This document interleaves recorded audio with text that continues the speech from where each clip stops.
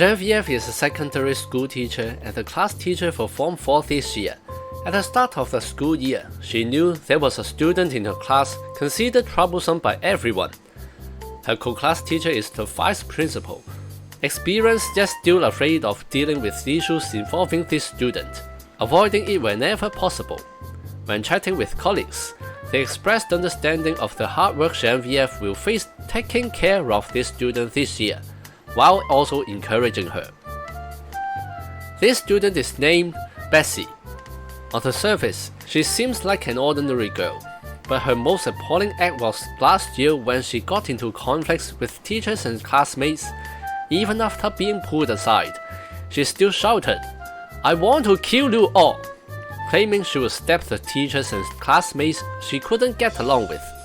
Later, a doctor diagnosed her with depression, and she has been on long-term medication, leading to general fatigue.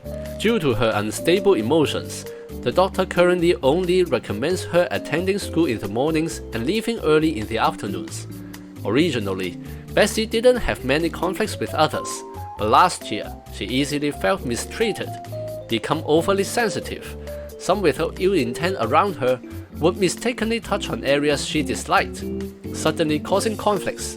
Whenever Bessie was unhappy, her reaction was exceptionally intense, which is what others fear most about her.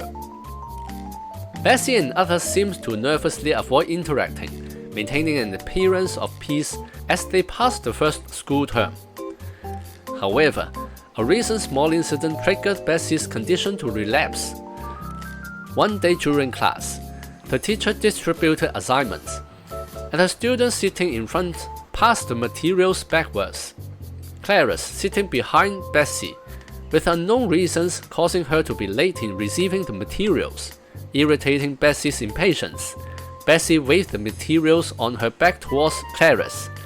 Unhappy with Bessie's gesture, Clarice claimed her arms were too short to receive the materials, letting out a soft disapproval, which Bessie overheard. Bessie then accused Clarice of an unfriendly attitude. Her mother believed her daughter was mistreated and requested the class teacher to change her seat. Genevieve prepared to resolve the conflict between the two students. The colleagues who had previously dealt with Bessie said, "Miss Genevieve, once she believes something is A, she cannot accept B." The vice principal co-class teacher, aware of the incident, distributed the assignments separately, one stack to Bessie and another to Clarice, avoiding contact between them. Genevieve did not have much confidence in resolving the dispute, but what needed to be done still had to be done. After clarifying the incident details with Clarice and Bessie, she spoke to Bessie alone. Initially, Bessie fired off a barrage of complaints about Clarice. "She didn't take it when I passed it to her, and so softly, but I still heard it. Her laughter sounded like a devil. Hearing it gave me chills." Not present at the time, Genevieve could not judge who was right or wrong.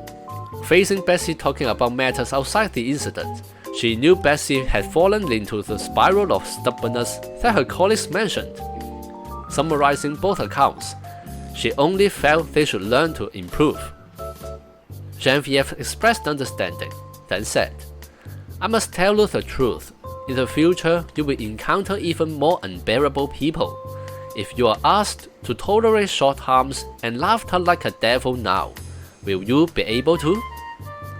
After a few seconds of silence, Bessie nodded slightly, no longer voicing grievances, and accepting getting along with Clarice normally.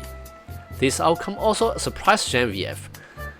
How Bessie will perform remains to be observed, but this storm in a teacup has temporarily subsided. I must tell you the truth. How many adults have said this to Bessie before?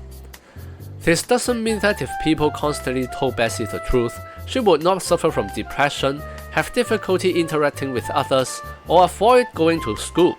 She would still encounter hardships. However, this conversation clearly shows that Bessie is not completely unreasonable. Other teachers repeatedly emphasized the inability to communicate with her, and even the vice principal, upon hearing of the conflict, free distributing materials. Her parents requested a seat change. Along the way, how much perseverance did the adults around Bessie have in striving to help her live better by telling her the truth?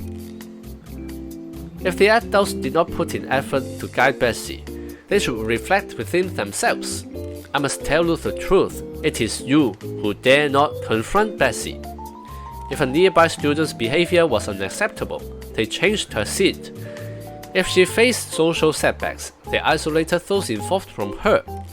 If she seemed unable to accept principles, they deemed her stubborn and stopped explaining. And most critically, if they judged she could not endure certain hardships, they allowed her to avoid them.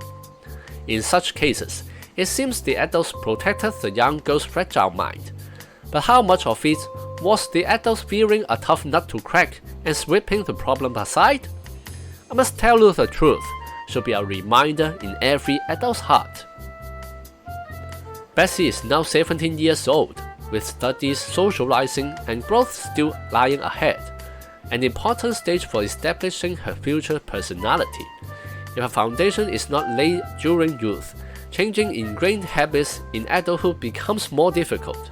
The so-called midlife crisis has its distant roots in adolescence. Some suffering not endured today may lead to greater pain in the future. Teaching the younger generation is often a reflection back on the teacher's inner self. Being ashamed to explicitly guide successor onto the right path also represents an inner fear of facing reality. Telling the truth may instill fear, but not despair. If the truth is buried out of fear, as if right and wrong, good and bad are indistinguishable, is that not worth fearing? If you have any idea or like this video, please comment, like, subscribe and share. I'll be grateful if you become a member on Patreon, making us go even further. See you on the next video.